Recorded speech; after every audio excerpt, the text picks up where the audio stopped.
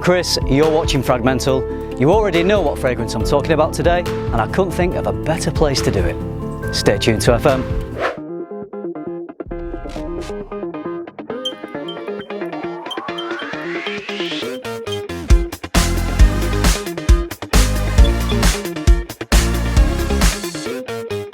I'm here on the Algarve coastline in Portugal, and to be honest, I really struggled to decide which location to choose to shoot this video. I could have shot on the cliffs, which is very iconic of the Algarve coastline. I could have shot in the gardens of the hotel I'm staying at, which is somewhere just over there. Beautiful, green, lush, colourful, manicured gardens. But in the end, I chose to shoot in a place which I really enjoy. I think it is my favourite part of the Algarve, and it is just the bush, the scrubland, the wilderness. So I've hiked a little way to get to this point, and I'm surrounded by the foliage and the flora and the fauna that have inspired the fragrance that I'm talking about. So to me, this is kind of just down and dirty. This is true Algarve, and I think this is the perfect place to talk about the fragrance. I am indeed talking about Creed's Bois du Portugal. This was released in 1987. It's become a bit of a classic, still a great seller for Creed. Let's have a look at the bottle and the notes. We've got bergamot, lavender, cedar, sandalwood, vetiver and ambergris. To me, Bois du Portugal is just a very finely blended, high quality scent. It's classic, it's timeless, it's refined, it's gentlemanly. This is rumoured to be Frank Sinatra's signature scent, something that is often said when people make videos about Bois du Portugal, so I'm going to say it as well. But I can see it, whether it was or not. I can see someone as cool and suave and as sophisticated and timeless as Frank Sinatra wearing Bois du Portugal. So the first thing that I get when I smell this is just a complexity that seems to make me think that it's got more notes in than are in the official note breakdown. I think maybe they are the main prominent notes. So it smells fairly complex, it smells high quality, smooth at the same time. When I spray this, the first thing I get is a beautiful, bright citrus. It's that bergamot, and it really sings. It's assertive, it's invigorating. It's got a bit of a sharpness to it, which gives it this lovely aromatic crispness. Underneath that bergamot, there is a beautiful lavender, which sits at the heart of this fragrance. After about 30 to 60 minutes, I would say that bergamot does just settle down, although you do still get some citrus, but it really takes a back seat. And that lavender sits front and centre. And to me, the lavender in here is a very refined, kind of gentlemanly type lavender, if I can describe it in that way, rather than an old lady type lavender or something that you might associate with a room air freshener. It just smells clean, aromatic and high quality. Something else that I get from this fragrance, which must come from the woods, probably primarily the cedarwood in here, is I get a green, almost very sharp, strong tree sap type of smell, which reminds me of when I was a kid and I used to climb trees, and you used to get that sticky tree sap on your hands and you would smell it and you'd get that strong piney smell. To me, there's a little bit of that going on in here, and I actually put this on and sat down next to my sister. She said, "Oh, you smell nice, you smell like Christmas." And I think by that what she meant was the smell reminded her of Christmas trees. Now, there isn't a pine accord in here, there isn't anything like that as far as I can tell. Perhaps it's the woods and the lavender and the citrus just combining to create this lovely kind of green piney accord. The other memory that this sparks off in me when I smell it is I go cycling, I go mountain biking in a forest quite nearby to where I live. In fact, I've been mountain biking in lots of forests, and in the UK, a lot of the forests where we have our mountain bike trails are pine forests, and they're all owned by, or a lot of them are owned by, the Forestry Commission, and they have a sustainable way of logging trees and planting new ones. So you're cycling down these forest tracks, and every so often at the side of the trail you'll see big logs stacked up. I'm sure many of you around the world have experienced similar things, and as you go past those stacked up logs, those freshly chopped trees, you can smell the kind of aromatic, green, almost piney smell coming from those logs. And I love that. It reminds me of a place I love to be. I love to be in the forest. I love the feeling of freedom, doing an activity that I love, whether it's on my own or with friends, with loved ones. It's a lovely association. So when I smell Bois du Portugal, it can just take me right into one of those pine forests where I'm just doing something that I really enjoy. As well as that beautiful cedarwood in Bois du Portugal, there's also sandalwood. So for me, when sandalwood is in a fragrance, I get a lovely smooth creaminess, and that definitely is present in here. A little bit more in the dry down. There's a smoothness in the base of this fragrance right from the outset, but as it dries down, whether it's the sandalwood or not, but it just becomes this very smooth, slightly aromatic, powdery, clean scent. And it's at this point it most reminds me of a barbershop type of scent because of this clean powderiness. So maybe you have the associations of an old school gents barbershop with that powdery accord. As well as cedarwood and sandalwood, there's also ambergris. And the ambergris here, it's sometimes difficult to describe what ambergris is in a fragrance. I think it's a note that is difficult to pick out as a scent. I think ambergris does something to an overall composition of a fragrance. I think it brings out the best in all the other notes. It smooths out the composition, and the best way I can describe what ambergris is doing in here is it just takes all those other ingredients and it wraps it up in this silky smooth envelope, provides depth, and just really brings an extra high quality feeling to this fragrance. You're gonna get high quality all the way through from opening to dry down.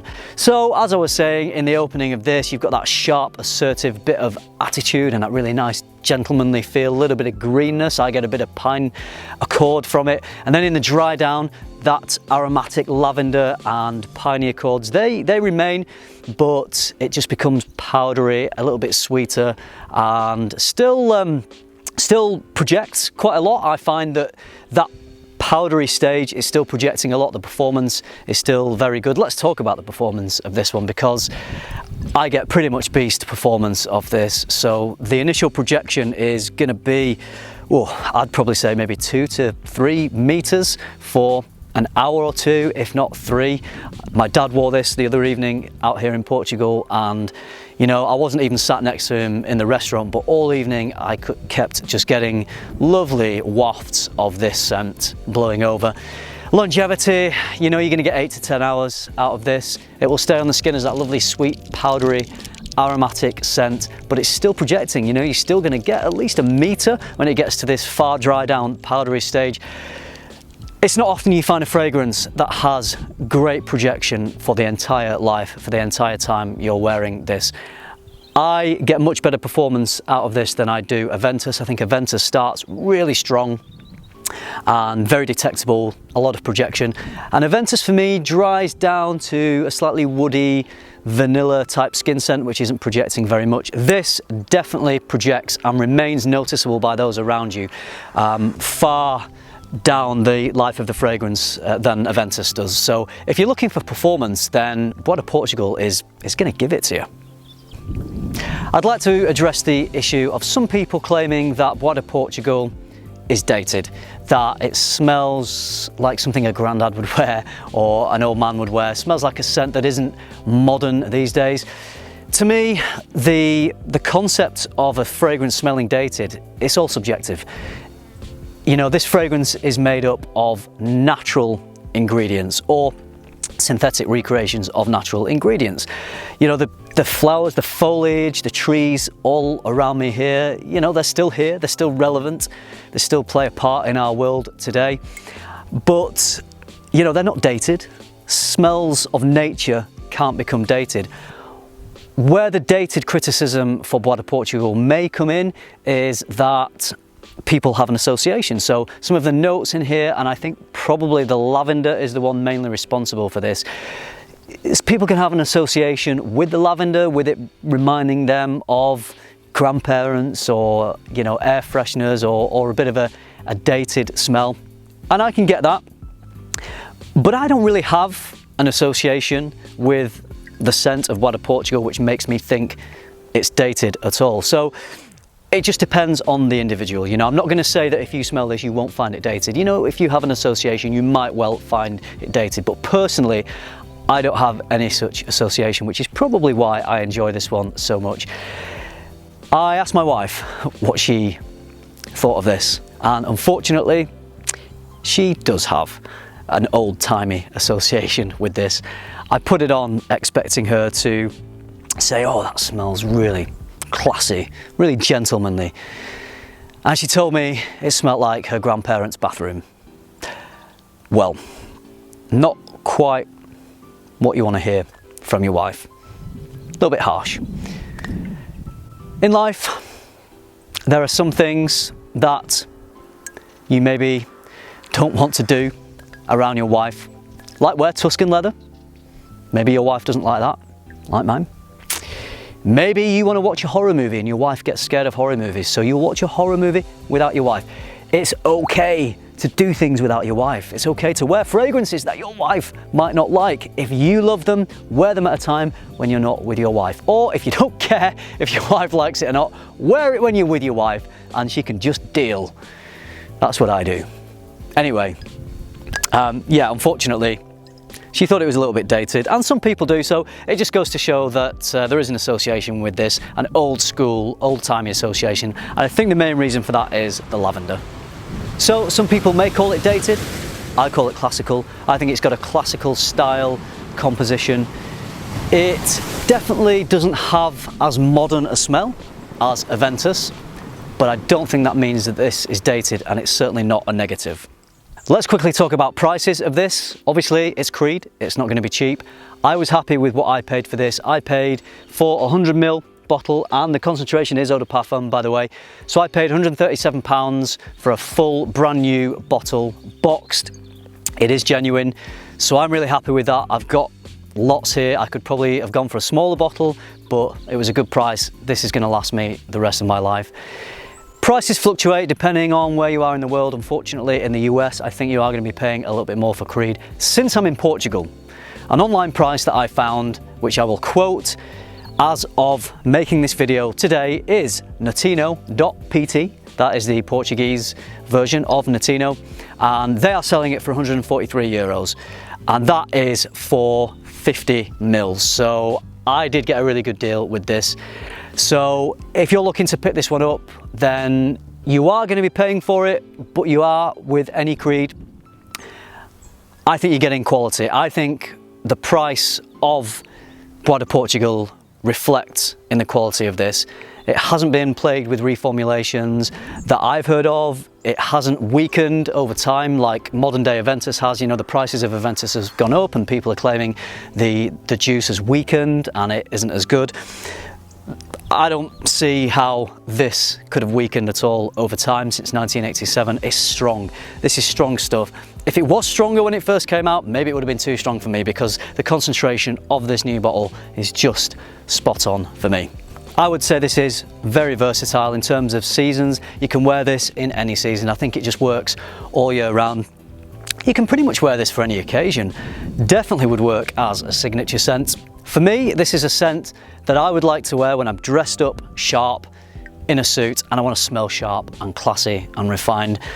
Tomorrow is my sister's wedding. She's getting married on the cliff tops just over in that direction, a few hundred yards. I'm going to be wearing a suit and I'm going to be wearing this. And I'm very happy that I brought this fragrance with me and I can create an association with my sister's wedding, and I can't think of a better place to do that, of course, than in Portugal. So there we are. I finally got to share my thoughts about Bois du Portugal with you. I've had this fragrance for a while now, but I always had it in my mind that I wanted to come to Portugal and do a review. I come here quite regularly, at least once a year, and I just wanted to wait until I had an opportunity to get out here before I made this video. So I hope you enjoy being in the wilderness of the Algarve. What you see around me here is typical of what the Algarve is like. It's quite dry, it's quite arid, it's kind of like red earth, it's very dusty. I think the climate changes as you go further into the north of Portugal and it becomes greener. But here in the Algarve, it's definitely drier, but I love it. I've been coming here for years and it's an absolute pleasure to be stood here sharing my thoughts with you in Portugal. If you've tried it, if you love it, then, you know, let me know what you think. This is Mr. Smelly's favourite fragrance, so that counts for a lot. I know a lot of people love Mr. Smelly's channel and really respect his opinion. Yes, we know he likes his classy, gentlemanly style scents, and Bois du Portugal really is the epitome of that style of scent. So if you're like Mr. Smelly, if you like this scent, if you rock it, then I'd love to hear from you.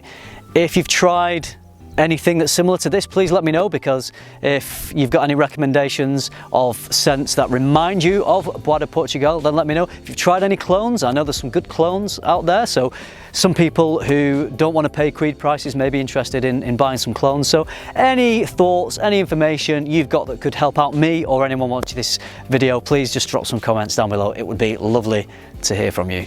So that's it, goodbye from Portugal. I hope you enjoyed it, hope you found it useful. Thank you very much for watching. Remember, keep tuning into FM and keep smelling good.